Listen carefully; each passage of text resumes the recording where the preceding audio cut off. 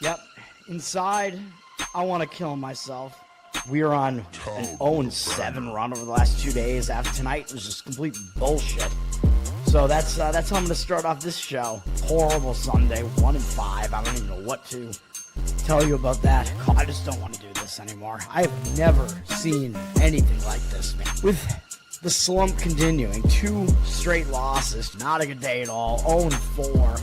I just have not had a good season, man. What can this slump that I'm on? The slump continues. I've reached a new peak, actually. With I'm gonna burn my Bruins hat, man. I don't know what is going on with the Bruins. March 8th, is that what it is? I don't even know. It's March 9th, I think. Who even knows, man? I don't know what day it is anymore. I don't even know what day it is anymore, man. Back with you after the worst day that I could possibly have. Back with you, as I always am. Until I die, at least. 0-2 yesterday, and yesterday did not go well for me. 0-5. The worst month that I've ever had in my 18 years doing this. I don't know what to even tell you about this anymore. Broke the slump yesterday as the slump discontinues. The slump continues. Somebody fucking kill me, please. I don't even know what I should do at this point other than potentially end it all.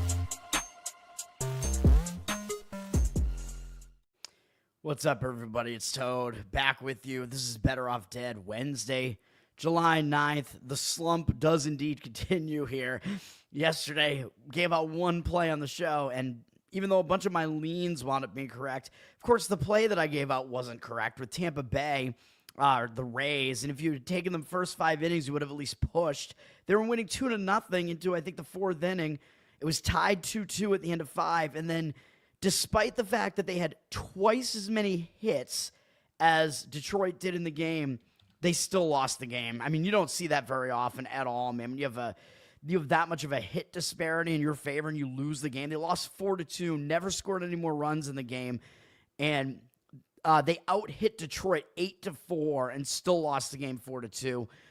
I'm pissed off about it, man, even though, as I continue to say, for now, I'm not putting money on any of these. I am giving out recommendations as if I were betting these, though. So I'm not changing anything that I do with my analysis or anything like that. So I'm still putting my name behind it, putting my record on the line, whatever. And if we're tracking all of these as actual bets, I would be slightly down on the year again after going 0-3 over the last 2 days, even though I think 2 of those 3 losses were bullshit.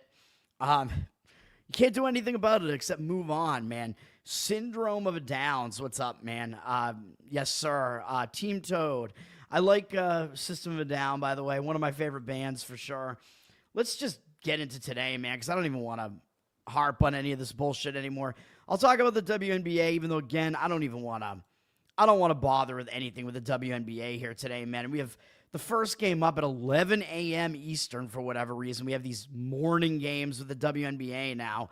At least on the East Coast. Seattle is at Connecticut, playing at Mohegan Sun. Going to be doing some gambling there, which probably the Sun should be doing that at this point because they are the worst team maybe in WNBA history. They are terrible. And Seattle's laying 17.5 points on the road here with reduced juice now. The number's gone down a little bit, but they have 59% of the cash coming in on them, 62% of tickets on Connecticut. I mean, I don't even know what to think about those numbers. Like, I don't see how the public is going to be looking at this and thinking, oh, I want to play the Connecticut Sun here.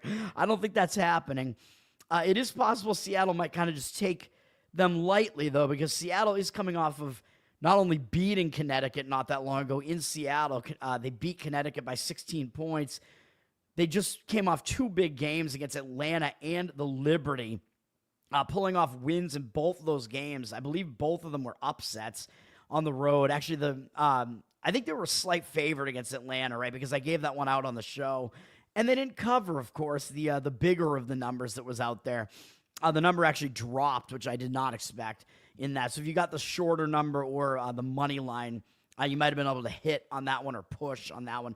But now they're coming off an upset of the Liberty. They're playing a 4th straight road game. I just don't really see this being that great of a spot, to be honest, for Seattle here. So I would not touch this game. That would be my opinion, at least. Connecticut, of course, they're just losing every single game. I mean, it feels like me right now. The slump continues for them. They've gotten blown out in a couple of games recently. It is a little bit of a revenge spot for them. But when you're this bad, I mean, there's only so much you can do. But I do think the line is just too high in this game. So I don't think there's any value on the Seattle side there. Golden State is at Indiana. And, of course, the big news here is that this is the return of Caitlin Clark. So, of course, what I always tend to say is when a star player comes back into the lineup and they've been gone for a while, might take them a little while to get readjusted to playing, in an actual game. The team has to adjust again. There's like a chemistry switch that has to happen again. So I would lean against Indiana for that reason. I'm not sure that I quite want to do it, though, because Indiana is staying at home, and they are coming off an upset loss to L.A., which is not a great game for them. Although they were playing well without Clark prior to that. They actually won the Commissioner's Cup, slaughtered the Vegas Aces after that, both of those without Caitlin Clark. And they beat Dallas and Beckers without Caitlin Clark as well, I think, which is a hyped game at the very least, even though Dallas is not that good. Now, coming off an upset loss, though, at home, it is possible they kind of return to form a little bit and bounce back. But I think the Clark return situation is the biggest factor here, and that's going to affect the line. I would look to fade Indiana for that reason. I mean, that would be, I think, the strongest lean in the WNBA today would be to look to Golden State to maybe get something done here. However, the other reason I might hesitate on that a little bit, and I'm not giving this out as a play, is that Golden State did beat Indiana at home not that long ago. And I think, did I give out a play on this one? I don't remember. I think I actually did. I think that was when I went down to Florida for Bohemian Grove. I think I actually gave out Golden State as a play in that game. So Golden State, they did beat Indiana, so Indiana might have a little bit of revenge on their minds for that reason. Golden State is playing a third straight road game, which isn't exactly the easiest situation to be in, although they have lost every game on the road trip so far. So for me, it's still a lean against the Clark return. Indiana's down from 8.5 to 7 here, so some money looks like it did come in against Indiana. 73% of the tickets, though, are on Golden State, which, again, I don't buy that. I don't even think that's accurate. I don't know why the public would be coming in on Golden State. 80% of the cash, though, on Indiana. It looks like I'm not even sure that's accurate, because I'm assuming that people know the big storyline. Clark is coming back. And Golden State, by the way, even though they've been playing decent basketball, especially for, like, basically an expansion team, they haven't been good on the road. They're only 2-6 on the road, so staying off of that one as well. Minnesota at Phoenix actually looks like it's going to be a pretty good game. This is the best of the games probably that's on the slate here. Two pretty talented teams. Minnesota might be the best team in the league. They are laying 7 points on the road here, down from an initial opener of 8. So Minnesota getting a lot of respect from the market here, even though Phoenix has a pretty good record as well. Minnesota only has 2 losses. They're rolling along. They're coming off a pretty close game against Chicago. So maybe Minnesota just wasn't really totally paying attention in that game, and they are starting a road trip, so it seems to me like it is kind of a focus spot for Minnesota here, coming off kind of an easy, lackluster win there and starting a road trip. You kind of expect them to be focused. Phoenix, I mean, they're also going to be focused. This is a big game. Phoenix did just get a revenge win over Dallas after kind of an inexplicable loss to Dallas in the prior game. They're staying at home. I mean, they're going to show up for this game as well, even though they're coming off a 30-point win. You don't overlook the team with the best record in the league. So that's what's going on there. And then the game with the shortest line is a game between two not very good teams in Dallas and Chicago. Chicago is up from a pick'em to a 1-point home favorite here. Dallas, of course, coming up that loss to Phoenix, which was a zigzag spot, a revenge spot for Phoenix. I mentioned that as a lean on the show. Probably should have given it out as a play because that was an easy Phoenix win there. Dallas now playing a second straight road game, having to go from Phoenix to Chicago. Doesn't exactly look like the easiest spot. Dallas played Chicago twice earlier in the season, once at home and once on the road, and they lost both games. So it is maybe a little bit of a revenge spot for Dallas, but maybe Chicago matches up well against them. But also Dallas, they're kind of a newly formed team, man, with Beckers in there and some new pieces to this team. So you would expect that earlier on in the season, they didn't really have much chemistry yet, and you expect them to be a little bit better as the season goes on, which kind of has been the case. They have started to play a little bit better. Looks like there are some injury issues here with some players out. Looks like on both sides. So that's something to keep in mind. I mean, we know Vandersloot is out for the season for Chicago, so that's not going to change the line here at this point, but Cardoso looks like she's supposed to maybe come back in this game for Chicago, which might explain why Chicago's a slight favorite here, because she is a big piece for Chicago as well. I don't know if any of these injury issues for the Wings, I don't know if they're that significant because I don't really know the personnel that well, but Dallas does have more injury issues than Chicago does currently to some extent, even though Vandersloot is Chicago's best player. At this point, they're kind of used to playing without her and playing a little bit better, so I don't even know what to think about this game, and it seems like maybe the situation sets up a little bit better for Chicago. That's where the money has come in, but I'm not going to, I could see reasons to argue for Dallas as well in that game, so no thanks to the whole WNBA thing here. We are going to talk, of course, about MLB. I'm going to give out 3 full game plays. I'm going to give out some leans, too, that are close to being plays for me. I'm going to give out 2 totals today that are both unders because I am the undertaker. Of course, didn't work out for me the last time, 2 days ago, when I took 2 unders and they both lost. And I am going to give out a money line side as well. We have some afternoon baseball to start out here because probably some of these teams are probably ending their series and they're going to be traveling. Some interesting storylines here with the first game up, Dodgers at Milwaukee. The Dodgers, they've been playing bad baseball, man. Their offense has actually been pretty bad recently. They've lost 5 straight games, on the verge of getting swept in the series. They've only scored 2 runs in this series. They've only scored, 8 runs over the last 5 games combined. That is crazy. And they've only scored more than 1 run in one of those games. Very bad offense right now for the Dodgers, but at some point you're going to expect the Dodgers to start hitting again because obviously we're talking about one of the top offenses in baseball. Yeah, you're going to go through streaks where you're cold, but it's not going to last for that long. I think the Dodgers actually have the upper hand here. I think they're going to be motivated because they're trying to avoid the sweep. They're trying to bounce back from some embarrassing losses here. Milwaukee's probably a little bit hyped up right now after Misiorowski got them a really nice performance yesterday again. He's the real deal, man, even though he had one blip and I wasn't so sure what he was going to do yesterday. 12 strikeouts. Yeah, he's probably the real deal. Milwaukee did use some of their best relievers. Their bullpen's been better recently, but having used their best relievers yesterday, their bullpen isn't in the greatest shape. And actually, the Dodgers kind of rested their better relievers yesterday because they were losing the game. So I think the Dodgers bullpen, even though it's been bad recently, I think it kind of evens out a little bit coming into this game because of that. And I think the Dodgers definitely have a starting pitching advantage here. I was close to recommending a play on the Dodgers here, man. Tyler Glasnow is going to be pitching for the Dodgers. And of course, as I usually tend to point out, the only issue is that he's returning from a long stint on the disabled list. And when that happens, you got to worry a little bit about that pitcher, man, just because you don't know if they're going to be on a pitch count. I'm not really worried about how well he's going to pitch necessarily because he's a veteran. I think he's kind of used to this at this point. He's definitely been injured before. Unfortunately for the Dodgers, they get all these really good pitchers and they're all just hurt. Glasnow and Snell. But Glasnow is one of their best pitchers. He is coming back.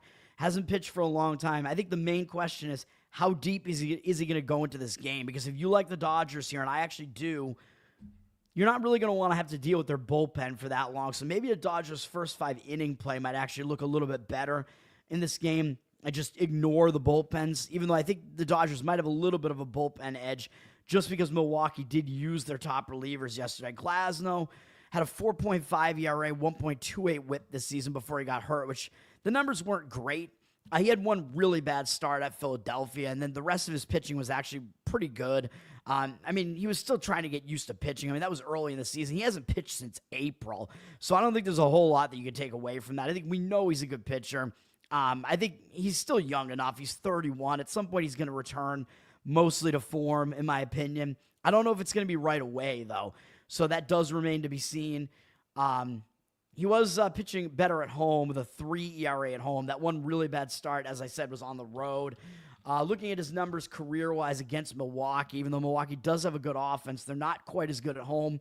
He's pretty much dominated them. It's a small sample size of 26 at-bats, but they have 2 hits off him, 1 extra base hit, a home run from Bowers, 13 strikeouts, so half their at-bats have resulted in the K, 1 walk.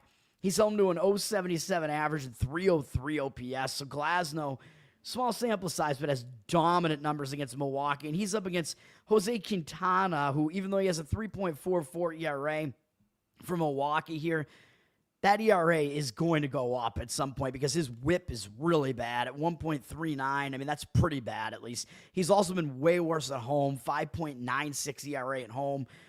He's kind of been an escape artist, man. He's been getting away with putting way too many guys on base. During the month of June, he walked at least 2 in every single start. He had a 17-16 strikeout walk ratio, which is not good. Low strikeout rate and very high walk rate. And you can't keep getting away with putting guys on base. He somehow only really gave up some runs in 2 of those 5 starts, and his team won 4 of the games behind him. I don't see that continuing. He had a mediocre start last time out against the Mets. Yeah, I mean, I just think that it's not going to continue. His ERA at 4.14 in the month of June, I think should have been a lot higher based on how many guys he's putting on base. Quintana, I mean, he's an old pitcher at this point. He's definitely a command pitcher. He doesn't blow guys away. At some point, these guys just kind of tail off a little bit. Maybe the Dodgers offense is going to return to form in this game, man, when they get a good pitching matchup. They have a lot of experience against Quintana, 100 at-bats against him, 16-8 strikeout walk ratio, 5 home runs from 5 different hitters. If you want some player props here, Mookie Betts is 9 for 30 with a home run and 2 walks off him. Freeman, 5 for 16 with a home run off him. So a couple of guys definitely do some damage against him. 300 average overall for the Dodgers against him, 882 OPS, and 16-8 strikeout walk ratio, which I think I already mentioned. So I think there is a big pitching disparity here with Glasnow being the significantly better pitcher. And really the question again is he going to be already back in form or not? That is what you kind of have to answer. And the money seems to be saying yes, as the number is up from minus 145 to minus 156. Laying a pretty hefty road price on the Dodgers here. 60% of the tickets, 68% of the cash on them. The public still kind of buying into the Dodgers. The money seems to be on the Dodgers as well. I also agree with it. I just think the price is maybe a little bit too much on the Dodgers. If you want to play the Dodgers here, I think the way to do it is to go Dodgers over their team total in this game and just expect them to finally bounce back and score some runs, even though I know their offense is cold. I think they should be able to get to Quintana and then this Milwaukee bullpen that hasn't really been that great over the course of most of the season, really. I think that's probably the way to look at this. And then Glasnow being a bit of a question mark, you don't have to really try to figure him out. So that might be the best way to play this game. I do still lean to the Dodgers, though. You could play them on the run line or something like that, or a half run line, half money line play, or whatever, something like that. -1 run line, whatever. Those would be the leans in that game. Anna, what's up? Good night to you, I guess, even though it is morning. If you're going to sleep, I don't know. It's actually it's early morning where you are, right? You're out west somewhere, so yeah, you're up very late though, Anna. All right, Toronto at the White Sox. I'm going to give out a play on this one, so we get some afternoon action going on here. I'm going to give out the under 8.5 full game in this one. I think we're okay going with the bullpens here, even though I know the White Sox bullpen's not that good. The White Sox did not have to use much of their bullpen yesterday, so I think we're okay. Like, they will have their better relievers available for the most part if they really want them. And Toronto didn't use any of their bullpen yesterday because Chris Bassett pitched a complete game yesterday. So Toronto's bullpen is doing pretty well recently, so we get their good bullpen here. So that's going to factor in. Chicago's offense obviously stinks as well, so I think you could also look to Chicago to go under their team total in this game as well if you wanted to. But I think full game under does make sense, even though Toronto has been hitting and they have been hot recently. Eric Lauer is pitching for Toronto. And looking at this pitching matchup, I think this is a sneaky under, too, because the public's not going to really... I mean, these are not name pitchers, so the public is not going to be like, oh, I want to take an under in this game. But I think that's the way to go here. Eric Lauer has been pretty good, flying under the radar for the Blue Jays. 2.65 ERA, 1.02 whip. Really nice numbers. He's still been good either home or away. It doesn't even really matter. Has a sub-3 ERA either way. He had a 2.49 ERA in June with a 25-7 strikeout walk ratio. Only walked more than one guy in one outing over that entire span. Toronto's actually won his last 6 starts. He's allowed 3 or fewer earned runs in all of them, and that was a road start at Fenway Park. Other than that, he allowed 2 or fewer in all the rest. He's definitely pitching well right now, man. He was going kind of shorter stints for a while, but they're kind of ramping him up, and he's getting a starter's workload. as it is now, so he's used to pitching as a starter now. He gets a pretty easy offense to face here. I think it's lining up decently for Lauer to get us a decent start here, man.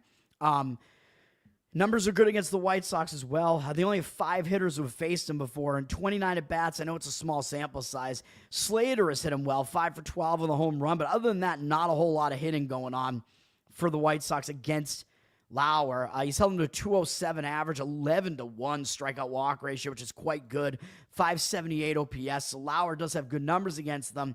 And on the other side of the hill, I think people aren't going to pay attention to Adrian Hauser either, but he's quietly pitching well for the White Sox and debatably is their best starter right now. 1.6 ERA on the season, 1.11 whip. He's been really good at home, 0.47 ERA at home. Coming off going 8 innings, so he's been pitching fairly deep into games. He didn't allow a run in his last 2 starts. Granted, one was against San Francisco. Their offense isn't that good. The last one was against Colorado. Shut them out for 8 innings, but that was at Coors Field at least, so he still held an opponent completely off the board at a very hitter-friendly ballpark. 11-3 strikeout walk ratio over the last couple of starts. 23-10 over the month of June, which was too many walks, but not too bad.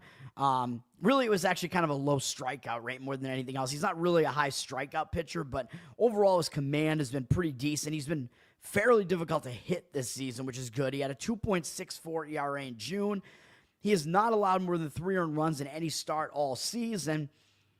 All of that's lining up pretty well, man, and his team has won 4 of his last 5 starts as well. So even though he has no run support behind him for the most part with the White Sox, he's pitching well enough that the White Sox have won 4 of his last 5 starts, and we don't need them to win here because we're going with the under, so he just need to pitch. We need him to pitch okay against the Blue Jays. I think he can do that. They have 49 at-bats against him. Yes, they have a fairly high 286 average, but a somewhat low 658 OPS, so the hard hits haven't really been there for I almost said the Dodgers, the Blue Jays against Hauser here. He's only allowed 1 extra base hit, a double to straw. 5.5 strikeout walk ratio is not that good, but overall, Hauser's pitching well. His numbers are good enough against the Blue Jays. I think we can get this thing to go under the total, man. We'll deal with the bullpens. If you want to go under in the first 5 innings, I think that's also fine.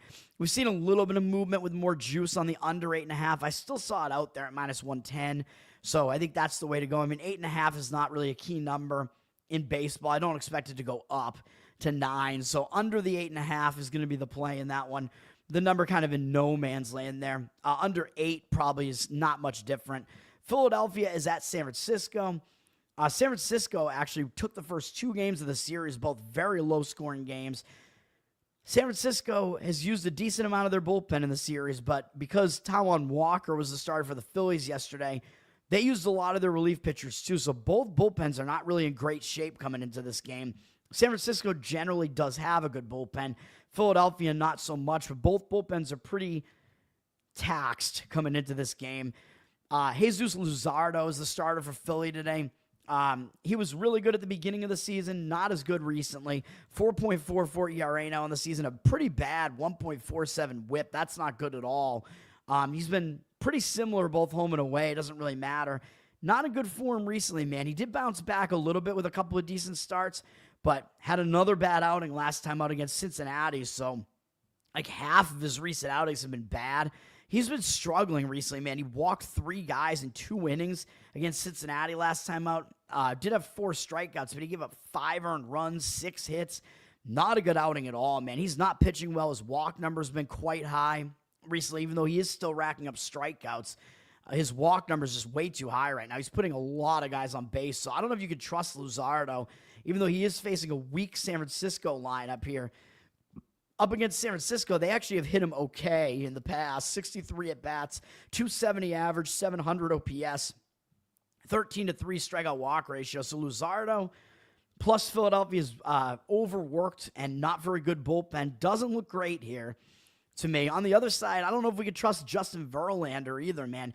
He's not pitching well. I mean, he's probably going to be hanging it up pretty soon, man. He's 42 right now. Doesn't have a win this entire season, although part of that is because his team's offense stinks, but he hasn't been pitching well either, really. 4.84 ERA, quite high 1.44 whip, That's not good. He's been similarly bad, both home and away. It doesn't really matter. He's coming off a bad start at the A's stadium. Maybe you give him a little bit of a pass for that because it's a difficult stadium to pitch in, but he didn't give up any home runs. He just gave up a bunch of hits. He did have a 5-to-1 strikeout walk ratio, which is good. His command has actually still been okay this season, even though obviously his velocity is down. His strikeout rate isn't that high anymore. He's given up a few too many hits, though, man. He's been a bit too hittable. San Francisco's lost his last 4 starts. Against Philly in his career, he does have good numbers for the most part. 121 at-bats, 231 average, 691 OPS, a little bit higher. A lot of walks, though. 32 strikeouts, 19 walks. Has struggled a bit with the walks against Philadelphia. So I think the way to look at this game is probably the over. And maybe you get a little bit of value on it because the series has been so low scoring, but the bullpens are not in good shape here. I don't love either starter here, so I think the over is probably the way to look at this. Total sitting at 8, which is fairly low. I know this is a pitcher-friendly park. Maybe the odds makers kind of had to throw a low-ish total out there because of what they've seen recently in the series. And San Francisco's been a pretty strong under team a lot this season, but this game, I don't really think so. 82% of tickets, 93% of cash coming in on the over here. So I think the over is the way to go here. I know I mentioned I kind of leaned to the over in last night's game. That obviously didn't happen. Ray actually still didn't really pitch that well. He walked a bunch of guys, only made it 5 innings, which I thought he might not be that good just because I think he's been named to his first All-Star game, if I'm not mistaken. He didn't pitch that well, but he still kind of escaped. So I was right about Hunter Brown yesterday, though, not pitching well. So I guess do with all that information what you will. That's not going to be a play for me, but I think the over is probably the best way to look in that game. Full game on that one. Tampa at Detroit. I'm going to go with an under in this one. Zach, what's up, man? You're early. I'm not talking about the Royals yet.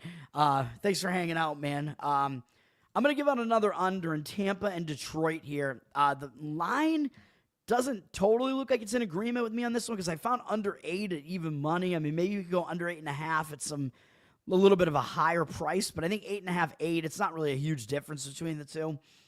Not a key number. The key numbers are all the odd numbers in baseball, as I always say, because you need an odd number to break a tie in baseball. If you look at what the market is doing in this game, it looks like it's just kind of sitting at 8, although we see 67% of tickets, 88% of the cash coming in on the over. I worry about that a little bit, and it looks like actually the stronger market read is actually on Tampa, but I think I like the under a bit better than that, man. Detroit's down from -145 to -142. Of course, I gave out Tampa yesterday and lost on it. Detroit is the heaviest favorite in the series so far in this game.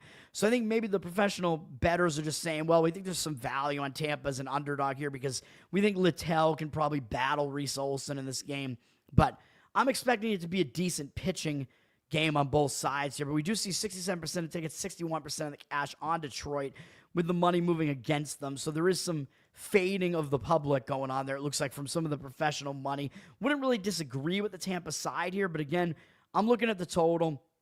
We did see Detroit use a couple of their better relievers yesterday to finish the game off because it was a close game, and Flaherty pitched better than I expected, and that was the part of the game that I did get wrong, even though he kind of got away with some stuff because, again, I told you, Tampa out-hit Detroit 8-4 yesterday and still lost the game. So, again, that might be leading to some of the professional money saying, well, Tampa actually hit better than they looked like they hit yesterday. So maybe we'll see some value here on Tampa Bay here. Again, I don't disagree with that, but I'm looking at the pitching as a whole here. Both bullpens are actually pretty decent. Tampa didn't use their better relievers yesterday because they were losing the game towards the end of it. Detroit did use their closer, a couple of their better relief pitchers, but their bullpen isn't that bad. So I think we can roll the dice here. Both offenses are decent, but we'll go with the under in this one, man. If you want to go under first 5 innings, I think that's okay as well. Again, I would say that about Toronto, Chicago as well. I think you can go under full game or first 5 inning in either. Hopefully that works out either way. Zach Littell is pitching for Tampa. Good numbers on the season. 3.5 ERA, 1.07 whip. He's been quite consistent. He's basically the same home and away. It doesn't really matter. Definitely pitching well recently, but also he hasn't allowed more than 4 earned runs going all the way back to early April when he kind of struggled early in the season. Tampa, I mean, it's been really streaky for Littell, or for Littell and Tampa behind Littell. They lost his first 5 starts, then they won whatever this was, 8 starts in a row for him. Then they lost 3 starts, won 1 and then lost 1. But his last start, I mean, he only allowed 1 run in 6 innings, 5-2 strikeout walk ratio against Minnesota. So it's not like that start was bad. He kind of just has failed to get run support in a few of these recent starts. He's been good overall, man. His command has been good. He had a 23-2 strikeout walk ratio in June, had a 3 ERA, even though he did allow 7 home runs, and he allowed another one at Minnesota. So the long ball has been an issue for Littell. That's really the one problem. 24 home runs allowed for Littell, so that's a big problem. You do have to worry about that, but I mean, I was going to say, I thought most of them were at home, but I am wrong about that. A lot of the home runs are on the road, 16 of them on the road. So, yes, we do have to worry about the long ball for Littell on the road. But even despite that, he's still limited the damage a lot. He's hardly walking anybody. He's not allowing that many hits. So, I still think we can go with him here. And his numbers against Detroit are actually good. In 81 at-bats, he has a very strong 20-1 strikeout walk ratio against them. He's only allowed 2 home runs, and both of them were Parker Meadows. So Detroit specifically has not really hit for power against him. 235 batting average, 599 OPS. So Littell actually has done well against Detroit specifically, even though I know they did just see him a couple starts ago. So again, that is sometimes an advantage to an offense when they've seen a starting pitcher before, like recently, but they've seen so much of Littell before. I don't know that it's really going to matter. And he did pitch well in that start. I didn't give up a home run in that one. 5 strikeouts, no walks, 1 earned run allowed in 5 innings. So he had a good start in that one, 4 hits allowed.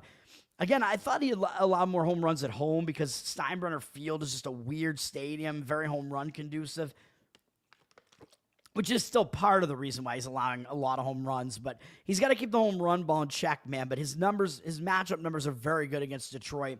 So we're going to go with it. This is probably the weakest of my 3 plays, though. And we're going with Reese Olson on the other side, too. He's got good numbers in limited playing time so far this year because he's been injured. 2.89 ERA, 1.21 WHIP. But when he's healthy, you look at his past seasons with Detroit, he's been really good for Detroit, man. He's got a 2.01 home ERA this year, so he's been good at home.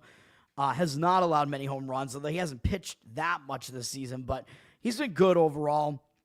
Fairly high strikeout rate. His walk rate's been a little bit high, but he has not allowed a lot of hits, has not allowed a lot of home runs. He's not allowed more than 4 earned runs in any start and did that in 2 of his first 3 starts. Other than that, he's allowed 3 or fewer in all of his other starts.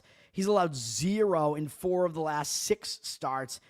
Although he's only made 1 start since he came back from injury. He got injured in mid-May, was pitching well when he got injured. He came back and had an okay start at Cleveland, but I think that was kind of like a tune-up. You know, you're getting your bearings back. You're back in the majors. He only gave up 1 run. I know it was a weak offense that he was facing with Cleveland. He was inefficient with his pitches. He only went 4 1/3 and threw 89 pitches. Gave up 6 hits, which isn't that good, but 3 strikeouts, 1 walk wasn't that bad.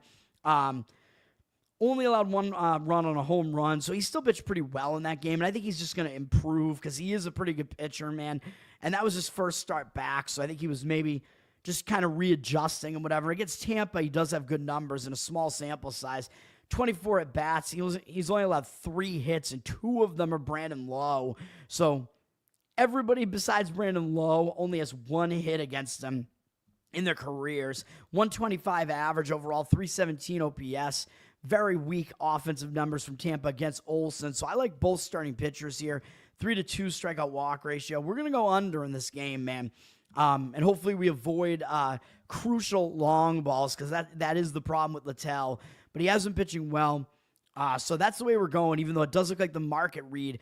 Very strong market read on Tampa. And the market read does look like it's a little bit on the over. But I'm still going under in this game, man. Sometimes I do fade the market read and sometimes it works out. I'd say it works out for me about the normal amount of the time. So I'm going to trust my read on that game. Andrew, thank you, sir. Thanks for hanging out. Let's get to 500, man, and then we can start monetizing this thing. Subscribe, share the show. We're on audio as well, and audio is monetized, so I hope I get a lot more audio listens, man. I want audio. This is not that visual of a show, so there are ad reads in the audio, but we're on all the audio platforms now. Bettor Off Dead, and then you can find me on Instagram as well. Off Dead Bettor is the tag, but it is Bettor Off Dead there too for short. I give out the same plays that I give out here, but I do it in a short form. JR, what's up, my man? Everybody, thanks for hanging out, man. All right, we have Mets at Baltimore is an ESPN game for some reason. Yeah, okay. That's the ESPN game of the night as we're now into the night slate of games here. I don't know who the hell is going to want to watch this game. Baltimore did return home yesterday, and you know I always talk about these return home spots being bad a lot of times for the team returning home. They tend to not do as well. Baltimore, I think, was winning the game earlier in the game. They wound up blowing it late, which, of course, that's very Baltimore-esque because their bullpen is terrible. So the Mets do have a bullpen edge in this series in general. I mean, they have the better bullpen, even though they hadn't been doing that well as of late. But Baltimore's bullpen is just ugly, man. They're bad. But it is a spot where potentially Baltimore's in a little bit more of a positive spot to bounce back because, again, when you return home and you don't do well that first time out, you tend to do a little bit better the second game, although I don't know that Baltimore was really distracted. When you have the Mets coming to town, you're probably going to still focus on them. So I'm not even sure I like Baltimore really in any capacity in this game. I don't think I love David Peterson either, though, but we'll get to him in a minute. I just want to check the bullpen usage yesterday. Again, I went through all this earlier today, but let me just make sure. Yeah, so a lot of bullpen usage yesterday from both sides. We had a lot of relief pitchers enter yesterday's game. It went extras as well. Went to 10 innings, so both bullpens are in pretty bad shape here. David Peterson is pitching for the Mets. 3.18 ERA, 1.27 whip, although I keep saying this guy's whip is too high. I mean, it hasn't really caught up to him necessarily yet, although he did start regressing a little bit last month. He's been worse on the road, 4.44 road ERA, so his home road splits aren't that good. Last month, he did have a 4.55 ERA, so it was starting to catch up to him a little bit. 24-11 strikeout walk ratio. He's walked 3 guys apiece in all 4 of his most recent starts. That's not good. He allowed 3 or more runs in 4 of his 5 starts in June, which wasn't good, and the Mets lost all 4 of those starts. Did have a decent start against Milwaukee last time out, where he allowed 1 run to a pretty good Milwaukee offense, but walked 3 guys. So again, Peterson kind of getting away with it. And again, a lot of it is because he induces a lot of ground balls. That's how he escapes, by being an extreme ground ball pitcher. He gets a lot of ground balls. So when he puts guys on base, he can induce double plays. So he is an escape artist, but still, you put guys on base, man. If you give up like a timely hit, you're in trouble, man. So I really don't like pitchers that put as many guys on base as Peterson does. His numbers are not terrific against Baltimore. In 31 at-bats, 10-2 strikeout walk ratio is pretty good. 258 average, not bad either. 722 OPS, getting a little bit on the higher side. So I still don't really trust Peterson. But at this point, I don't think we can trust Sugano either for Baltimore. He's starting to struggle a lot, man. He was looking good early in the season. But I don't think this is all just because of the fact that he's facing lineups that haven't seen him before. And, of course, the Mets haven't seen him before. So as I always kind of preach, when a lineup hasn't seen a pitcher before, if that pitcher has decent stuff, the pitcher can have a little bit of an advantage because the hitters have to kind of adjust and figure the pitcher out. But that hasn't helped Sugano recently, man. So I'm like, well, some of his recent starts, maybe it's because some teams are seeing him for the second time now, but that hasn't been the case for every one of his starts recently. He's had starts against teams that haven't seen him before, and he's still done badly. So I think maybe there's like game footage on him now. He's maybe starting to tire out because he's been in Japan for so long. You come over to the U.S., the season is a little bit longer, man. We're getting towards the All-Star break. Sugano, I mean, he's a bit older, so maybe he's starting to wear down a little bit, man. He's just not in good form right now for whatever reason. His home road splits aren't really that significant, but he has been worse at home as well, 4.91 ERA. So the splits are against both starters here. He's given up 13 runs in his last 2 starts over 9 2/3 innings, 19 hits allowed over that span. A 7-2 strikeout walk ratio is not that bad, but he's also allowed 5 home runs. He's been really getting lit up. He's allowed 3 earned runs every start since June 8th onward. Even though Baltimore did win 3 of those 5 starts somehow, they gave him some run support behind him, but he has not been pitching well anymore, man. He was kind of limiting the damage, I guess, because prior to his last 2 starts, he'd only allowed more than 3 earned runs once all season, which was decent at least, but he's really shaky. His worst 2 starts of the season were his last 2 starts, and the last one being against Texas is really quite damning because that's not a good offense. So I don't trust Sugano right now, even though the Mets haven't seen him before. So you know where this is going, man. I'm not going to give it out as a play, but I think the over is probably the way to look in this game. The total's up from 9.5 to 10 now, so that is a high total. You don't see 10 very often, like at a game at Camden Yards. Like 10 is usually what you see, like Coors Field, that A's Stadium. Now 10, very high total. And you know the odds makers put out a total that high for a reason. They're thinking this is going to be a high-scoring game, even though we see 83% of tickets, only 69% of the cash on the over. But it would be over or nothing in this game. I mean, I think over is the way to look in this game. Both starting pitchers, I don't trust either of them. They're splits, home versus road, both line up towards the worst of their splits. The bullpens are totally wrecked right now, so I think we're going to see runs in that game. All right.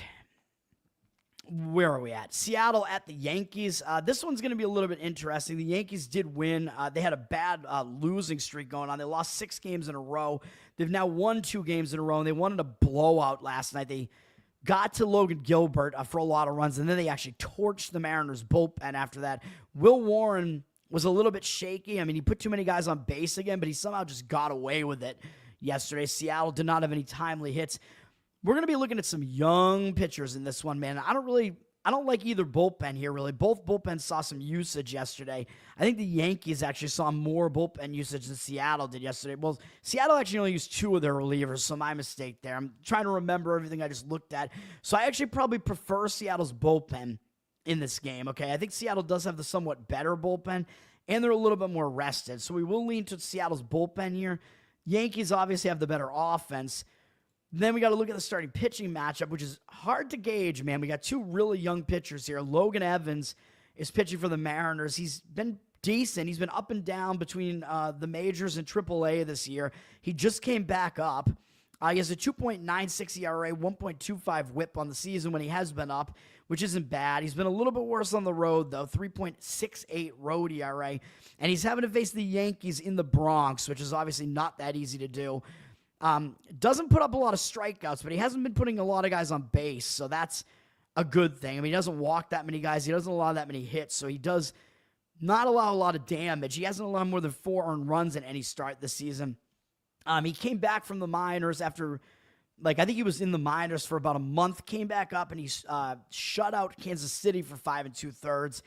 Decent start, but again, Kansas City's offense is very bad, but it was still it's a good sign that he pitched well in that game. So Evans may actually have the ability to do well here against the Yankees. I mean, Evans is still a pretty decent young pitcher, although he doesn't blow guys away, so he doesn't have strikeout stuff. So that's the one thing you got to be a little bit concerned about. But if he's able to not allow a lot of hits or a lot of walks, he has something going on for him, and he might be able to fool a major league offense that hasn't seen him before, even though it is a good Yankees offense. He may have the upper hand early on, because the Yankees haven't seen him before.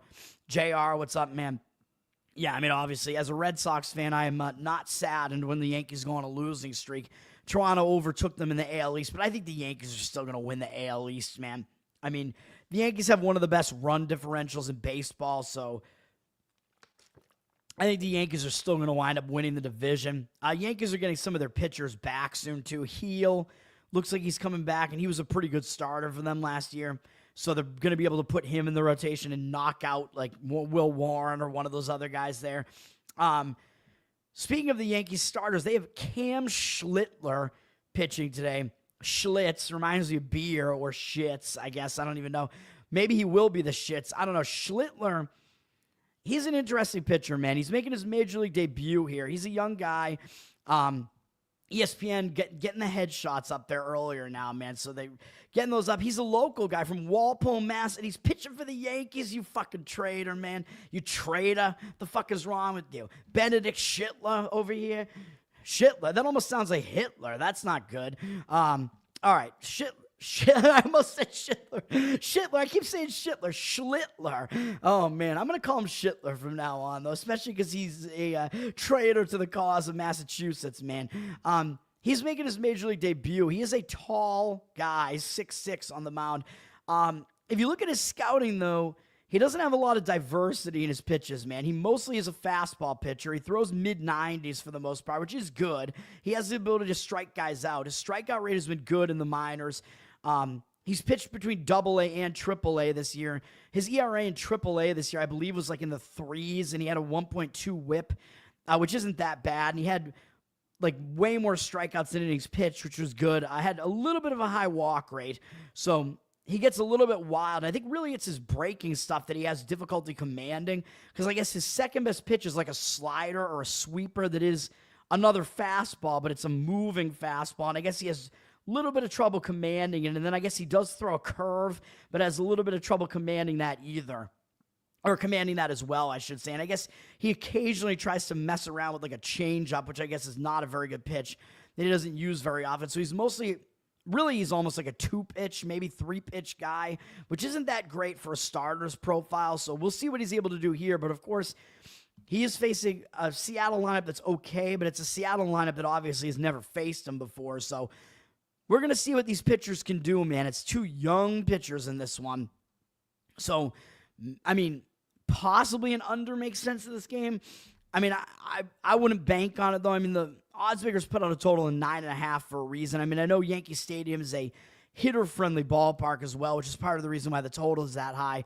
77% of tickets, 88% of the cash on the over. So the over is public, but seems like the expectation is probably there will be runs here.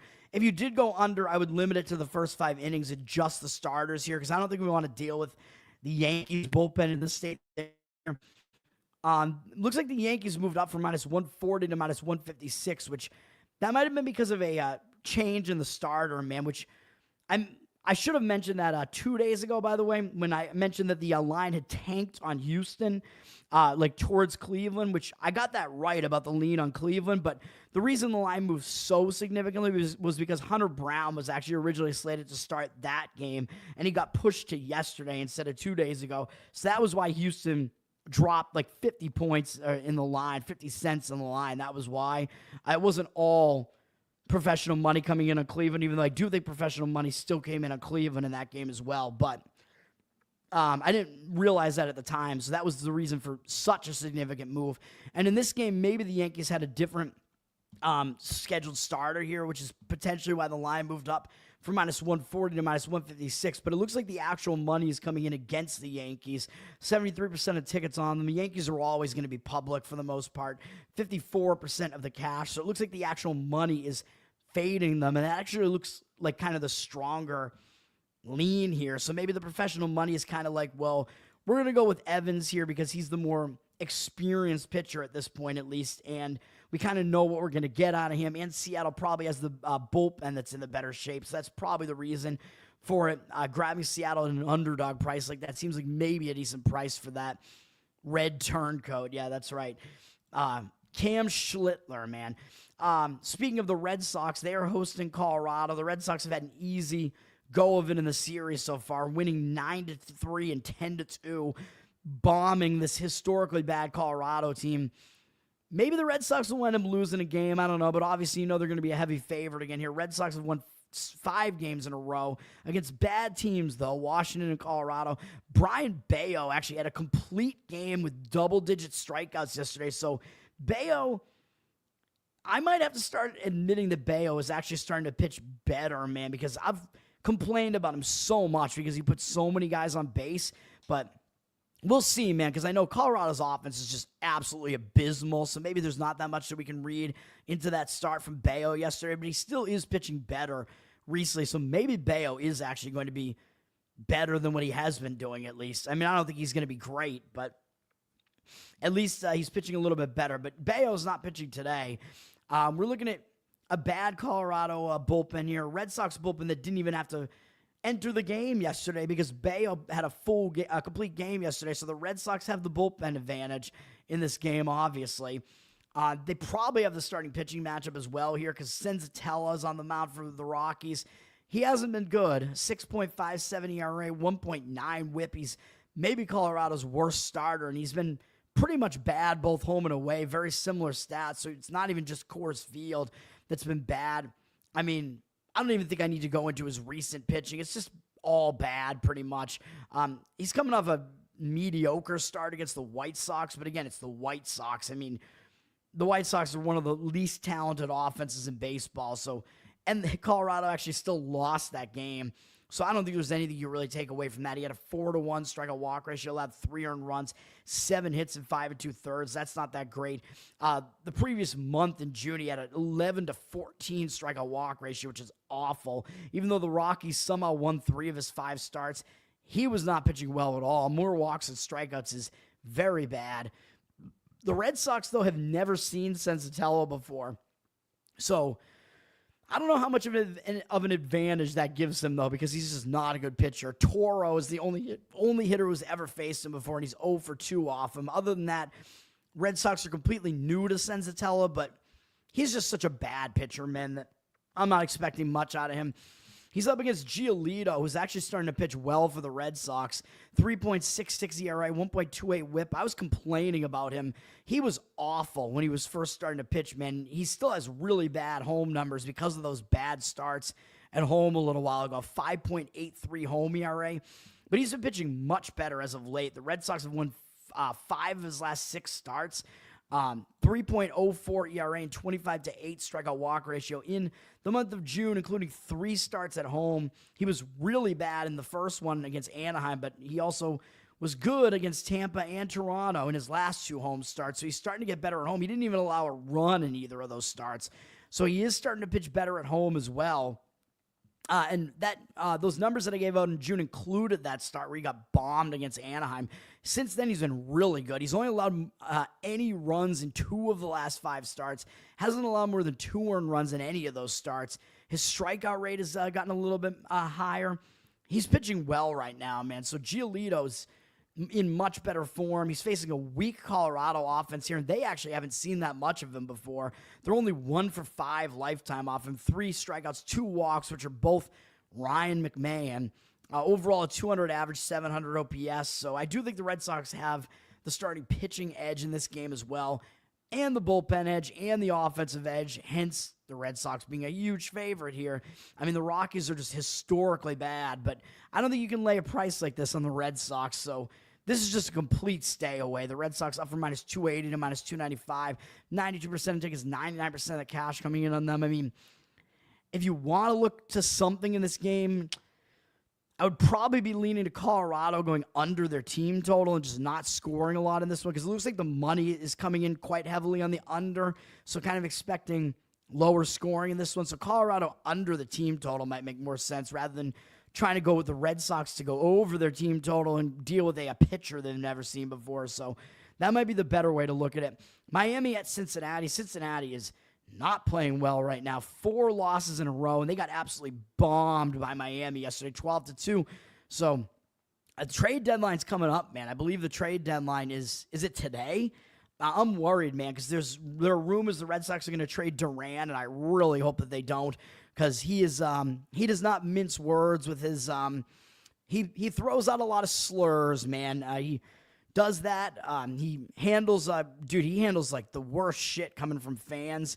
He handles it well, in my opinion, and especially from fans of the opposing teams. He's one of my favorite players. I have a Duran jersey, and he's also a fellow suicidal man, Duran. So, man, dude, I mean, I got a lot in common with this guy, so the Red Sox better not trade Duran. Anyway, Cincinnati, we'll see if they're going to try to be buyers the Marlins. We're going to see if they are buyers or sellers at the deadline, but I don't think it's July 31st. I thought it was this week. All right, because people were acting like it was going to happen today. I thought it was before the All-Star game. Maybe, all right, I guess I'm wrong about that. So it's the end of the month, so we'll see what happens. So I don't know what the Marlins are going to do, man, because the Marlins have been hot, but do they really think they have a chance? I don't think they do. I mean, the Marlins, I know they put up 12 runs yesterday, but this is a hitter-friendly ballpark.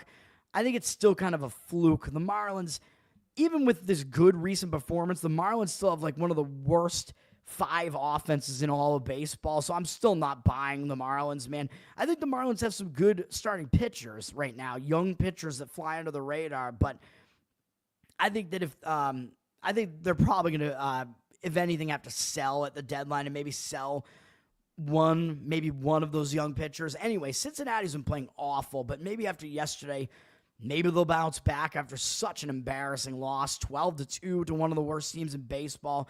There wasn't a ton of bullpen usage here. The Reds just kind of let Nick Martinez, I think I said Mariners because I saw Martinez's name here. It's the way my mind works. The Reds, I think they left Martinez to the Wolves, man. I think they realized the game was over and they just said whatever. and let's not use our bullpen when we don't have to here. The game's over. So the Reds saved their bullpen. I think they have the better bullpen over the Marlins. Marlins, by the way, got another pretty good start from Yuri Perez yesterday, so he's starting to pitch well. So something to keep an eye on there. Marlins have Alcantara pitching today, and he's been pitching a little bit better recently too, even though his numbers are awful on the season. 7.01 ERA, 1.44 whip. That's not good, obviously. His ERA on the road is abysmal, 9.95.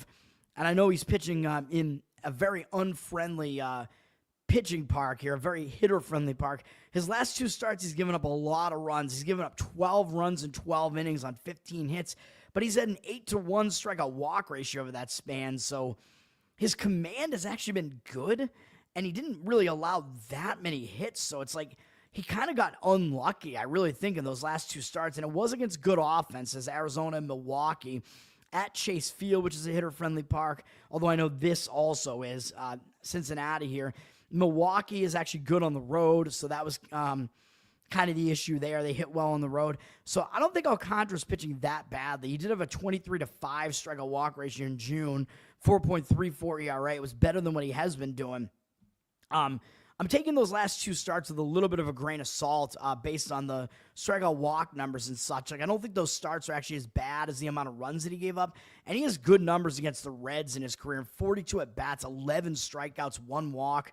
Hayes does have a home run off him, but not a whole lot going on other than that. 190 batting average allowed and 519 OPS. So maybe Alcantara will actually do well in this game. And he's going up against Cincinnati's Andrew Abbott, who has been their best pitcher this year.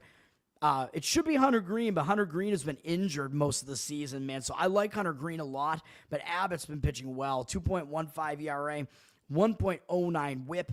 He's been really good both home and away. The numbers are almost the same. Had a bad start last time out where I gave out Cincinnati's a play in that game, and Luzardo got torched in that game too. So Cincinnati still won the game, which I think I was still right about that game. Abbott still outpitched Luzardo, even though Abbott didn't do well at all. It's a tough environment, man, to go to Philadelphia and have to face that really good offense. Abbott didn't do well, but I think it was more of a fluke than anything else. He gave up 4 runs in 3 1/3. Didn't walk anybody, 2 strikeouts, but he gave up 9 hits, so he did get hit pretty hard. But the prior month in June, 2.2 ERA, 23-4 strikeout walk ratio. That last start was his worst of the season. He only allowed 4 or more in runs in 2 other starts on the season, and he went deeper into those starts, and one was at Coors Field. So I think you can kind of give him a pass for that as well, just because of the pitching environment. I think Abbott should do better in this game, but his numbers actually aren't good against the Marlins, although it's only in 12 at-bats, so I don't know how much you can really take away from these numbers, but they do have 2 strikeouts and 5 walks against him. Hill has a home run, 4 RBIs against him, possibly a grand slam because it doesn't look like he's reached base at any other point against him. They have a 417 average and 1,255 OPS against Abbott. So Abbott specifically has been bad against the Marlins, but it's a small sample size, and the Marlins offense isn't that good. So I'm not ready to say that Abbott's going to do bad here. I mean, I think looking at what he's done on the season, I think is the better way to look at this. The money looks like it is coming in on Cincinnati. Up, they have 73% tickets, 96% of the cash. Money line's gone down from -148 to -137, though. So initial money line move against Cincinnati, but the cash looks like it's coming in on Cincinnati. And money also looks like it's coming in on the over. Maybe because Abbott's matchup numbers aren't good, because his last start wasn't good. It's a hitter-friendly park. The total's at 8.5 right now, juiced to the over now. And because I guess Miami, or Alcantara, has gotten blown up in his last 2 starts, so maybe that's kind of why the money's coming in on the over. Not quite sure I agree with that, though. This is a game that I really don't have a good read on, so I'm not going to even give it a lean on that.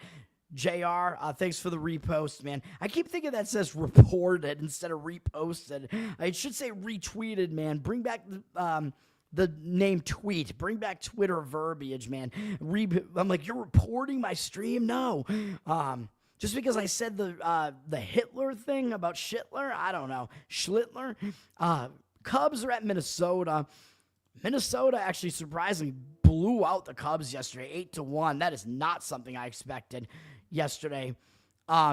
it wasn't really Imanaga's fault. He only gave up 2 earned runs. He wasn't that bad, although he only struck out 1 guy, so he didn't have his greatest stuff, although he worked through it, and Chicago's bullpen got absolutely blasted against a pretty bad Minnesota offense, which is kind of surprising. But what we're looking at here now is that I don't think either bullpen is in great shape coming into this game, man, so that is something to keep in mind. Minnesota's bullpen hasn't really been that good recently either, so I don't like either bullpen coming into this one. As far as the starters, Cade Horton hasn't really been that good for the Cubs. 4.15 ERA, 1.38 whip, so likely they're going to be going to their bullpen a little bit early in this game. He's been really bad on the road, 6.08 road ERA. I know he's young, but he hasn't really been that effective. He is coming off of a 7-inning shutout against Cleveland, so his last start was good, but it was Cleveland. Their offense is terrible, and in the prior start against Houston, he got bombed for 7 runs. He had a couple of bad starts in a row prior to that, so I'm not ready to say he's in good form. 5-2 strikeout walk ratio against Cleveland was okay. 17-10 in the month of June, not very good. 5.47 ERA in June. No, sir, JR. Do not report it. No way, man. Don't get me canceled again. Anyway, yeah, Horton, I would still say he's in bad form, man. I'm trying to think of another Scott Horton joke to make right now, but I think I've run out of them. The Twins have never seen him before, of course, because Horton's a young guy who's very unfamiliar to these opposing lineups, but Horton's just not pitching that well, so I don't really know how effective he's really going to be here. I prefer Minnesota's starter, David Festa, here, even though his numbers aren't good. 5.48 ERA, 1.36 whip. I think Festa has a higher ceiling, man. He's a better strikeout pitcher. His strikeout numbers are starting to kind of come to fruition. He had a 23-10 strikeout walk ratio in June. That number of walks is way too high. 6 home runs allowed. That was too many, so he is allowing too many home runs. He's walking too many guys, so he has to kind of settle down, man. His last start was good, although it was against, it was decent against Miami. He had 7 strikeouts, 1 walk, gave up 4 runs, but I think he got unlucky in that one because he only gave up 5 hits in 6 innings, 1 walk. So most of the guys he put on base came around to score, which usually is not what you see. I think he gave up kind of an untimely home run in that one. Although it's a bad Miami offense that he faced there, and I know, like I said, Festa has had a little bit of an issue with the long ball recently, so we'll see what we can get out of Festa here. Cubs have actually seen him before, and they've done fairly well against him. In 15 at-bats, 333 average, 1,042 OPS. Carson Kelly is 3 for 5 with a home run and 6 RBIs and a double against him, so he's done specifically well against them. Again, if you want to go hits plus runs plus RBIs on some hitter props, maybe Carson Kelly would be a guy. You might get a decent number on him because he's not a very well-known hitter. Overall, Festa's allowed a 333 average, 1,042 OPS to the Cubs, who do have a good offense. So, I don't know, man. Maybe we just shouldn't trust either pitcher in this game. Minnesota's taking the money, so it is a strong market read on Minnesota. Up from minus 104 to minus 113, 71% of the cash on them, 84% of tickets on the Cubs. So the Cubs are very public, and Minnesota's looking like an anti-public home favorite. I think we're kind of expecting Horton plus the Cubs bullpen to not do very well here.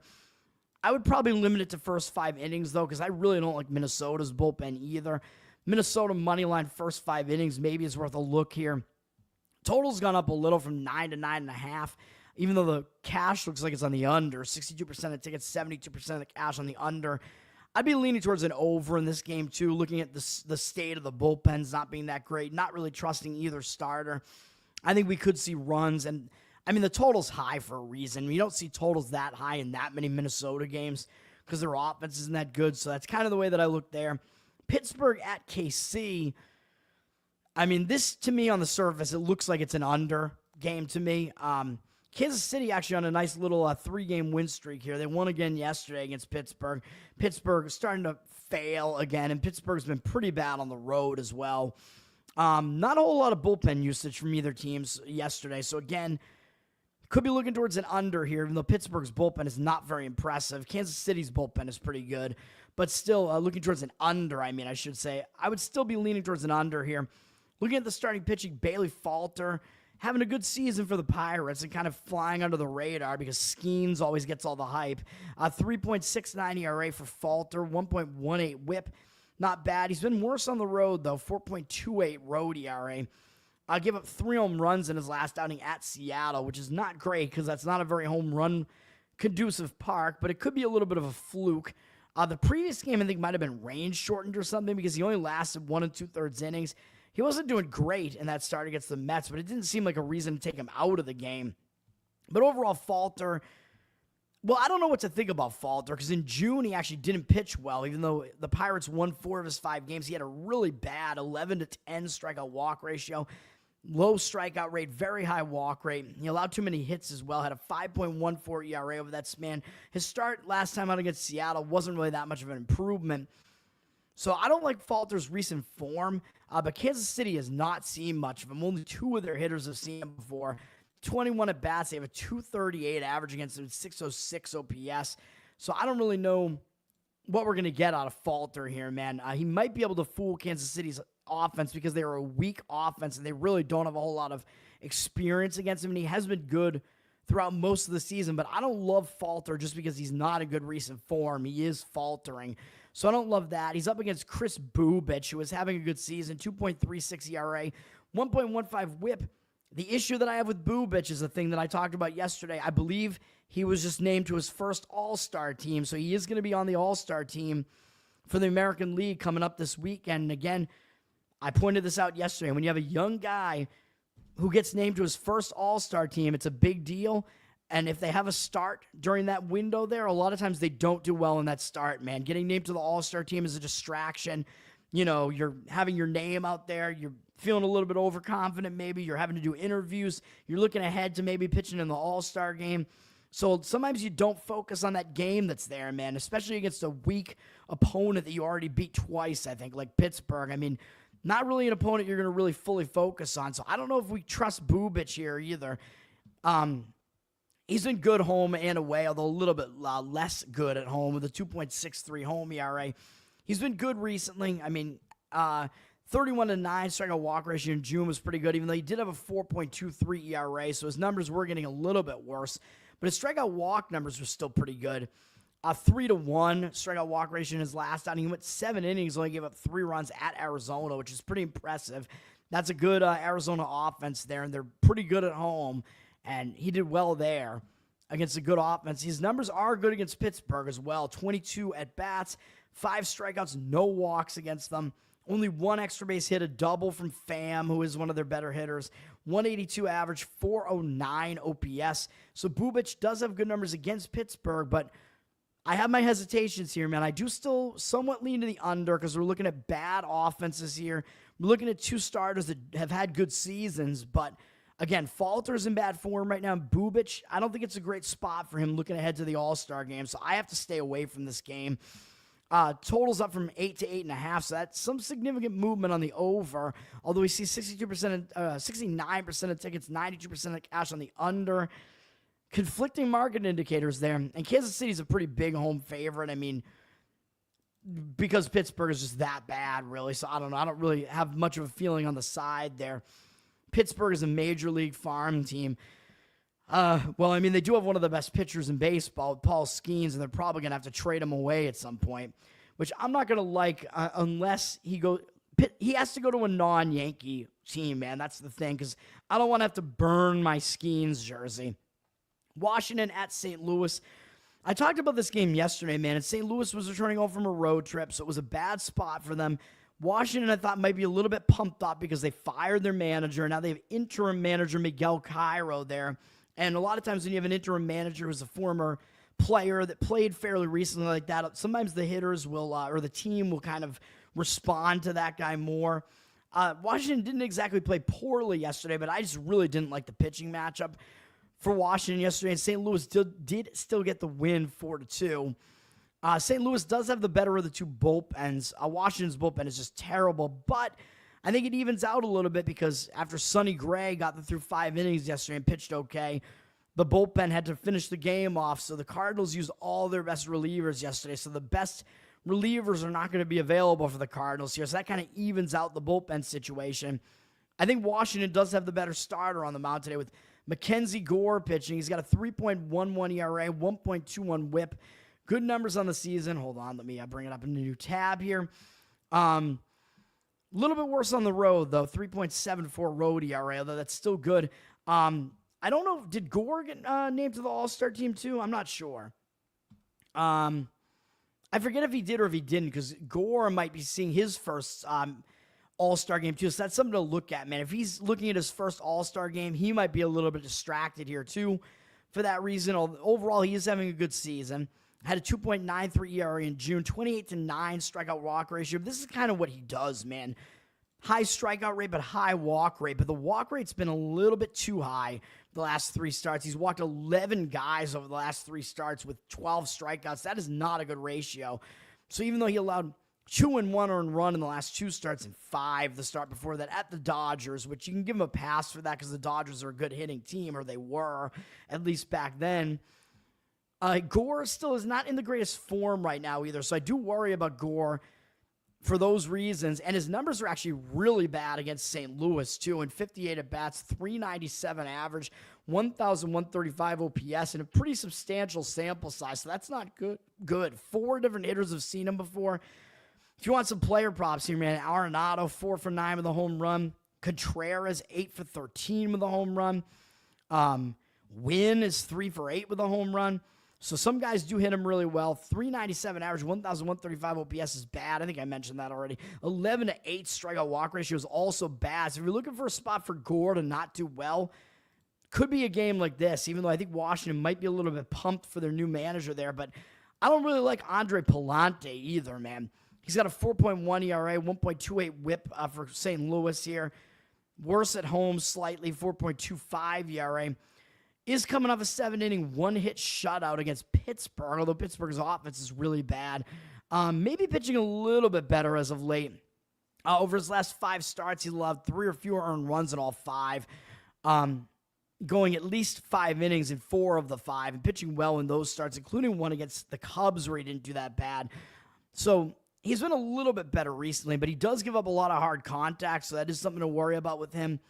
18-6 strikeout walk ratio, 4.91 ERA overall in June, which wasn't that great. Against Washington, he does have good numbers, though, in 40 at-bats, a pretty decent sample size here.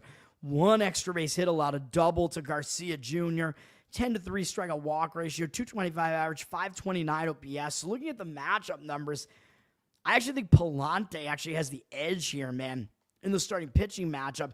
The money is coming in on St. Louis, and I don't necessarily disagree with that. They're up from -112 to -128. 74% of tickets, 96% of the cash coming in on them. If I was going to do it, I would actually limit it to the starting pitching, though. Crazily, I actually would want Pallante over Gore here. I just don't love that St. Louis used all their best relief pitchers yesterday, even though Washington's bullpen is liable to give up runs basically anytime they're out there. So slight lean to St. Louis, either first 5 inning or full game. I could see arguments for either. I think first 5 inning I would prefer a little bit, though. Cleveland at Houston. Houston's lost both games of the series so far. Cleveland's offense has erupted for 7 runs in the series. I said Houston was in a bad spot in the first game because they were returning home from a road trip and having swept the Dodgers, which was a huge series for them. So I expected not a great performance out of them in that first game. Last night, I thought they might bounce back, but again, Hunter Brown was in that situation where, yeah, he's a really good pitcher, but he was looking ahead to the All-Star game, and I think he got caught, didn't have the best start, and maybe wasn't really totally focused on Cleveland. So maybe Houston does bounce back here, man, because they've been so bad in the series so far. Maybe this is a spot where they do bounce back. Cleveland used a lot of their bullpen yesterday. They used a lot of their best relief pitchers yesterday. Houston used some of their bullpen, but Houston has the bullpen edge here, man. They're the more rested bullpen and the better bullpen. Does Houston have a starting pitching edge? I'm not totally sure about that, man. Slade Ciccone is pitching for Cleveland. He's a decent young pitcher. 3.56 ERA, 1.3 whip. His whip is definitely too high. He's been better on the road so far. A 2.57 road ERA. He hasn't made that many starts yet this season, but we are getting a decent sample size at this point now. He's allowed 3 or fewer earned runs in every start, going all the way back to the beginning of June, only allowing 3 runs in 1 start against St. Louis, 2 or fewer in all the other starts, going at least 5 innings in all the other starts. Not doing that badly. 25-9 strikeout walk ratio in June, 2.7 ERA in June. Last time out, did well against Detroit, 6 innings, 2 earned runs. 5-2 strikeout walk ratio. Both runs are on home runs. Having a little bit of an issue with the home run ball. 9 home runs allowed. That's not that great. So he's got to try to limit that. And Houston has really not seen much of him. They're only 1 for 2 off him, although that one hit is a home run from Altuve. And then there's 1 strikeout from Diaz, but that's it. They don't have any other stats against Ciccone. So Houston, pretty unfamiliar with him, so he might do well in this game. And there's going to be unfamiliarity on the other side, too, with Brandon Walter pitching for the Astros. He's been pitching well, surprisingly. 4.15 ERA, not bad, but a 1.13 whip is pretty good. He's doing okay this season. He's been really good at home, 1.42 ERA at home. Not that great over his last 3 starts, allowing 7 and 5 earned runs in 2 of the 3. But his strikeout walk ratio was still there. He had 14 strikeouts and 1 walk over that span, allowing a few too many hits and too many home runs. That's the problem, man. He's allowing way too many home runs. Didn't allow any in his first outing, but since then he's allowed at least 1 home run in all the rest of his outings. That's kind of been the reason for his issues, man. He's only allowed more than 2 earned runs twice this season, although he doesn't have that many starts, but it's been the home run ball that's given him the issue, man. Hasn't allowed that many hits overall this season. Has a really good 33-2 strikeout walk ratio this season, so his command is there. He's just, some of his pitches over the plate are just too hittable, man. Against Cleveland, they have seen him because he actually pitched against Cleveland this year, so there isn't actually as much unfamiliarity. He went 6 innings, allowing 2 runs against Cleveland, 5 strikeouts, no walks, did allow a home run. Now, Cleveland is a bad offense, but because Cleveland did see him in June, that does mean that they're going to have some familiarity with him, so maybe Walter won't do as well this time out against Cleveland, even though overall in those 21 at-bats he had against them, he allowed 1 home run to Bo Naylor, but 5.0 strikeout walk ratio, 238 average, 619 OPS, so Walter did have a good start. Maybe he will have another good start here. I'm still thinking the under is actually worth a look in this game, man. That might be the best look, man. I'm still thinking both starting pitchers might actually do okay in this game, even though Cleveland did see Walter. I think their offense is going to regress again because their offense still isn't that good. Houston's offense is mediocre as well. Both starting pitchers could do okay here. I don't like Cleveland's bullpen situation at all, though, man. So I think that's maybe the difference in the game here, and I would probably go first 5 inning under. Totals down from 8.5 to 8 here. 85% of tickets and 68% of the cash on the over. Money looks like it is definitely coming in on the under. It looks like the strongest market read here. I'd limit it to first 5 innings again just because I don't trust Cleveland's bullpen at all. And Houston is up from -140 to -145. 88% of tickets, 93% of the cash on Houston. So the money is coming in on them. So maybe a little bit to read into there with Houston. Let's see. And then I was going to give out a play on a side, but maybe I'm not going to do it. I was going to give out one on Texas. And you know what? I think I'm going to, I don't know. Let me look at the network because the money looks like it's completely changed here. It does not look good on pregame now. It looked good earlier this morning, but the market read looks like it's completely changed here. Let me take a look at Action Network here. Money looks like it is still coming in on the Texas side on Action Network. You know, I'm going to stay off it. I don't totally love it anymore. We do see 51% of tickets on Texas and now 92% of the cash on Anaheim with the number dropping from -125 to -110. So we'll stay away from that one. We'll just go with our 2 unders, even though I know 2 days ago our unders did not work out. Hopefully they do in these spots today, man. But we have Texas at Anaheim is the game we're talking about here. Anaheim lost yesterday badly, 13-1. Actually, they won the first game of the series, returning home from a road trip, surprisingly, but it does make sense. They were focused against a division rival, but they got blasted yesterday, 13-1. Maybe Anaheim will bounce back a little bit here, but not a lot of bullpen usage from either team yesterday, and obviously Texas has a much better bullpen than Anaheim, so that is one huge strike against Anaheim here, which is part of the reason why I am leaning to Texas here. And I prefer Texas's starter, Kumar Rocker, who is the younger starter and has a higher ceiling. I know his numbers aren't good this year. 5.8 ERA, 1.49 whip. I don't know if we trust Indian pitchers in major leagues, man, because it's like, does cricket skill transfer over to the majors? I don't know. Rocker has been pretty bad. He's been rocked on the road as well, 9.41 ERA, so his splits don't look good. but he is pitching a little bit better recently. He's allowed 2 or fewer earned runs now in 4 straight starts. Granted, he did face the White Sox, Pittsburgh, Seattle, not that great a team, and last time out at San Diego, which is a pitcher-friendly park. But give him credit. I mean, he's pitching better as of late. Over that span, he had, 20 to, I'm trying to do the math real quick here, a 20 to 7 strikeout walk ratio. Is that what that is? Not too bad over those last 4 starts. They won 3 of the 4. The last start, it wasn't really his fault. That was a game I gave out on the show, Texas. I gave out Texas as a play, and they wound up losing in extra innings after they had the late lead. I believe, or it was tied late, at least. So Rocker wasn't really the issue in that game.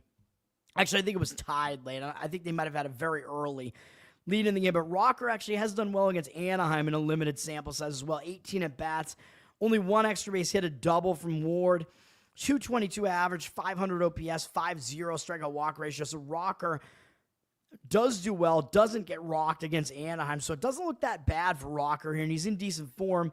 He's up against Kyle Hendricks, who is a pitcher I don't really trust at this point. I really didn't trust him when he was on the Cubs.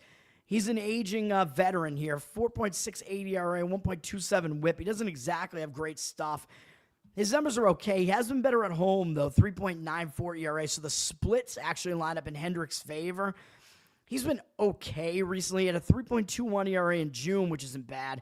21 to 5 strikeout walk ratio. He had 2 strikeouts, no walks last time out. Did give up 3 runs in a losing effort against Toronto, where his team lost. But even so, he's allowed no more than 3 earned runs in any of his last 5 starts. Hasn't allowed more than 4 earned runs in any starts since April. So he is actually in decent form right now. His numbers against Texas are not good, though, in his career, even though Texas is not a good offense. 40 at-bats, 300 average, 949 OPS, 6-3 strikeout walk ratio. So that was kind of why I was leaning towards Texas, just because of the matchup numbers. But I'm going to not give it out as a play here. It'll be a lean, though. Semien does well against Hendricks, 4 for 8 with 2 home runs. That's where the most damage comes from. Higashioka is 2 for 3 with a home run. Garcia, 1 for 2 with a home run. So those are where the home runs have come. So I still think Texas, they have the edge with the starting pitching, the bullpen, and offensively, I guess you have to give the edge to Anaheim, but I don't think it's really that strong. Arizona at San Diego, a pretty interesting series. We had a very low-scoring 1-0 San Diego win yesterday after Arizona took the first game 6-3. San Diego got a very good start on Nick Pivetta yesterday. Don't know if that's going to continue into this game, but we see Arizona hardly use any of their bullpen yesterday. San Diego's bullpen is certainly the better bullpen over Arizona's, but San Diego's bullpen is seeing a lot of usage here, man. So I think it balances out. I don't love either bullpen coming into this game, man. I'm also not sure that I really like Brandon Pfaadt, who was pitching for the Diamondbacks and has one of the worst names in baseball, Fart. Pfaadt, how we say it in Boston. Did you just fat, kid? What are you doing? 5.42 ERA, 1.38 whip. His numbers are not good this season. Surprisingly, both Pfaadt and Gallen have put up way worse numbers this season than they have in the past, which is not really what you would expect. Pfaadt has been worse on the road, too. 6.6 ERA on the road. He's given up 13 of the 16 home runs he's allowed on the road, which is somewhat surprising. I mean, I don't really... I'm not sure that I fully understand that because obviously the park that he pitches in, Park in Arizona, Chase Field is a very home run conducive park, so it's weird seeing that he's given up so many runs on the road, or so many home runs on the road. He did have a good 23 to 6 strikeout walk ratio in June, but he allowed way too many hits, well over 1 hit per inning. Hard contact, 6.62 or 6.26 ERA. That wasn't good. Last time out, he allowed 4 runs against a pretty weak Giants offense. They lost the game. He took the loss, although he did have 8 strikeouts and 2 walks. So strikeout walk ratio has been good over the last 3 starts. I mean, he's racking up the strikeouts still for sure, but it's still, he's just giving up too many runs, too much hard contact, man. I mean, I don't know. He has a 22 to 4 strikeout walk ratio over the last 3 starts, but it just hasn't really translated into him keeping runs off the board. He hasn't been good against San Diego either. An 86 career at bats, 23 to 3 strikeout walk ratio looks good, but he's allowed a 349 average, 801 OPS. That's not very good. Again, Yeah, he's allowing extra base hits there. It's not good. He's up against Dylan Cease, who is not having a great season either, and worse than what you would expect out of him. He was really good last year.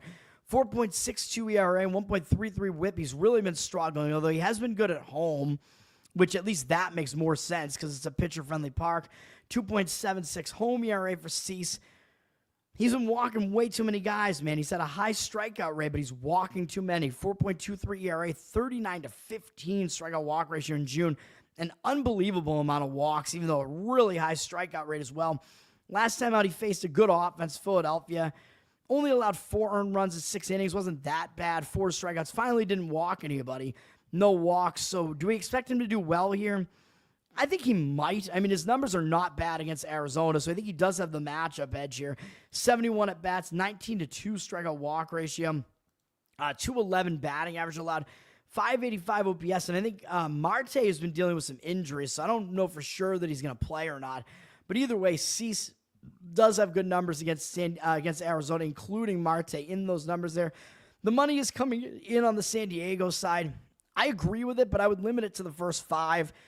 Because, again, I don't really want to deal with either bullpen in this game. I don't like that San Diego used all their best relievers yesterday. San Diego's up from -128 to -143 here. 74% of tickets, 97% of the cash on San Diego. So the money does look like it is on San Diego. Again, I think most of their advantage is the starting pitching here, though. So that's how I would lean. And then to finish this off, Atlanta at the A's. The A's absolutely destroyed Atlanta yesterday. 10-1. Just a massacre, man. Where Fuentes, I mean, he's just really, really getting rocked so far early in his career. Very sad to see. Springs actually put up a nice start for A's. He's been pitching okay. What are we going to get in this game? I don't know. But I don't like the A's bullpen. Don't love Atlanta's bullpen. Atlanta had to use their bullpen quite a bit yesterday because Fuentes only lasted 1 inning. So I don't love either bullpen here, and I don't like Bryce Elder either for Atlanta. He's not doing well. 5.92 ERA, 1.52 whip. He's been a little bit better on the road, 5.09 road ERA, but still he's allowed 16 home runs over the course of the season, which is a lot. This A's stadium is a very hitter-friendly park, so he might not do well for that reason. He's been getting rocked over his last 4 starts. He's allowed at least 4 runs in all of them. Going no more than 5 1/3 innings in any of them, allowing at least 1 home run in all of them. Strikeout walk ratio has been abysmal over that span. What is that? 13 strikeouts and trying to do the math real quick, 11 walks, I think is what that is. So that's a really bad ratio as well. He's been really bad recently. He's not in good form. He hasn't been good all season, really. The only advantage he might have is that the A's are not familiar with him. Only Langoliers has ever seen him before, and he's 1 for 3 off him with 1 strikeout. But overall, I don't expect Elder to do well here, man. It does not shape up well for him at all. The A's have Mitch Spence pitching. He's been mediocre for them. 4.06 ERA, 1.31 whip is way too high, and he's struggled in this ballpark, man. 5.65 home ERA. This ballpark is not good for these pitchers, man. He's struggling a little bit over his last few starts as well, allowing 4 earned runs in 2 of the 3. Not great. Not going deep into games. Only going 5 or fewer innings, going all the way back to actually, I think the entirety of the season. He hasn't gone more than 5 innings, I don't think. So, or yeah, that's the case. Yeah, he is not. So he's not going deep into games. He was mediocre over the month of June. He was okay. 2.7 ERA was good. 20-7 strikeout walk ratio. He started walking more guys. Against the Yankees, he had 4 walks, but he did kind of return to form with no walks. Against Tampa last time out, he allowed 3 home runs. It was in a home run-conducive park, but so is this park. So I don't know that we really trust Spence here either, although he is completely unfamiliar to the Braves. They have not seen him before. I think both offenses could do well here, although I think you got to look at Acuna's injury situation, man. I'm not sure if he's going to play or not. I think he is dealing with some injuries here. I would lean into the A's slightly, I think. I mean, the numbers flipped from +116 to -106. Looked like the market read on Action Network, at least, was pretty strong on the A's. I mean, it makes sense to fade Bryce Elder just because I think he's the worst of the 2 pitchers. He's awful. Maybe you do it in the first 5 innings, though, because you don't really want to deal with the A's' terrible bullpen. So maybe first 5 inning A's money line makes sense. 65% of tickets, only 64% of the cash on the A's, though, so the money looks like it's a little bit against it, but on Action Network, it doesn't look that way. And the totals flip from 10.5 juice to the under to juice to the over, so money is coming in on the over, even though it's public. 90% of tickets, 93% of cash coming in the over. That does make sense. I mean, I still don't think you can trust either starter or either bullpen, so the over, I don't really disagree with it in that game. Nate, what's up, man? Thanks for hanging out. Yeah, Todigo. Yeah, that's right, man. That's going to do it for me, man. So the plays that I gave out on the show one more time are 2 unders in Toronto White Sox, which is probably the stronger of the two, I guess, but also Tampa and Detroit. So we're going under in both of those 2 games. Hopefully we can get it done here, man. Hopefully it's not like 2 days ago when neither under hit. We're rooting for few runs to be scored here, man. Isn't that just so much fun? That's what we're going to do. That's going to do it for me once again. Learn to Toad on Twitter. You can follow Bettor Off Dead on all audio platforms, here on YouTube, on Instagram. I post Instagram content, so find it on all the places, man. It's at Off Dead Bettor is the tag that I use. Help us out, man. I mean, listen on audio. It'll give me some money because it's monetized. If we get big numbers there, we can actually start making money off the show. Maybe I'm too autistic and people don't want to listen to it, which would be unfortunate. I don't know. Maybe I need more humor. I'm trying to be more humorous on Instagram, so we'll see. I'm getting some notice on Instagram, I guess. Like, people seem to like the shorter content more, so definitely go there as well. But yeah, audio platforms, leave reviews. That helps me out as well. Maybe you'll get more eyes on the show. And of course, definitely on YouTube, comment live and I'll respond to your comments, the whole thing. Like and subscribe on YouTube. We can get our YouTube subscribers up and try to monetize here as well. Yeah, and I do have the Covered in Ukulele channel, which I keep saying I'm going to try to build it up, which I am going to do at some point. I am posting my covers that I post on Twitter. I am double posting them on YouTube now. Like I said, I'm going to actually start leaking the old covers once I got to get them all off my phone, man. They're all totally disorganized. I got to move them over to like a computer or something, watch them all again, label them all, figure out which ones are actually the ones that I maybe posted on Twitter or that are good enough to post, start dripping those on YouTube. And I think what I'm going to do is I'm going to have a Patreon at Learn to Toad, and I think at the higher levels, I'm going to have a Spotify feed that's like a podcast feed, but it'll be all the stuff that I do for ukulele covers, so you can like listen to the audio for it in the car. Haven't heard any feedback on that idea, so let me know if you think that's a good idea. And then a higher Patreon level, which would prioritize ukulele requests, because I am getting too many requests to actually really handle them now. There's still a few more that I want to do, but more cleavage, big boy. Is that what you want? You want my Nate there? Covered in Eucalyptus. Yeah, that's right. I don't think we want that, but there's some hairy chests for you, man. Eucalyptus, yeah, man. I definitely enjoyed his time with the Red Sox, man. Yeah, the Greek god of walks, baby. And one of the things I remember is that Terry Francona, when asked about him being the Greek god of walks, Francona said something like, I've seen him in the shower, and he's not the Greek god of much. Although hilarious, I think he was saying that Eucalyptus has a small penis, which is why that's hilarious. But the other hilarious thing about it is that all the Greek god statues, didn't they have small penises? It's considered to be like aristocratic, so I don't know.